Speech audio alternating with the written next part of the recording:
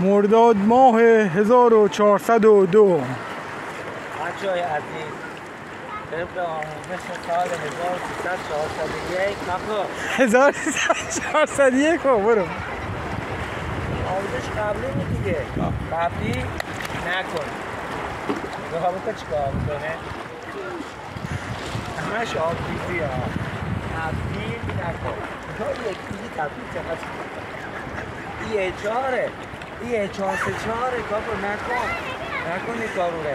جی پلاس میگه کاکو بزرگ و کوچیک نشه. نه اون نمیشه.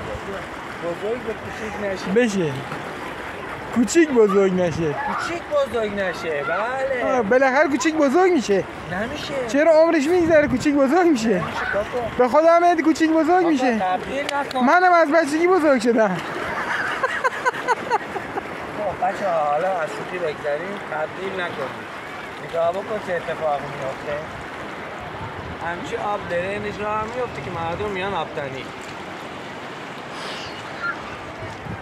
ثواب داره ها، ثواب داره کاکو، ثواب داره. مردم میان آبتنی، ما هم استفاده میبریم. خب بچه لطفا پوله واریزی رو شماره حسابی که دادم واریز کنیم.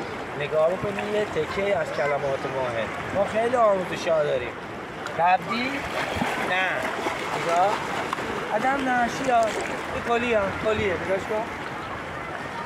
تبدیل نکن. این یه تکه از آموزش ما هست. البته ما الان که اومدیم اینجا درخواست یکی از مشتری‌ها آبریزی داشته و همچه اتفاقی افتاده. ما هم اومدیم کمکش کنیم. متاسفانه هزینه راهش زیاد بود ولی نداد. نگاه کن. مجبور شدیم لخ میشیم آبریزیشی بگیریم. حساب شما بکن. بعد جی پلاس قدر ما هم نمیدونه. جی پلاس ایران میگه کنسول وارد شد. بیا. همچی شده لخ شده دارم کار مشتری انجام میدم. میگه کابینت چرا درست کن. کابینت چی کار کن. نگاه کن. مجبور شدم لخ شدم به خاطر مشتری دارم خدمت میکنم. لباس رو کندم دارم خدمت به خلق میکنم.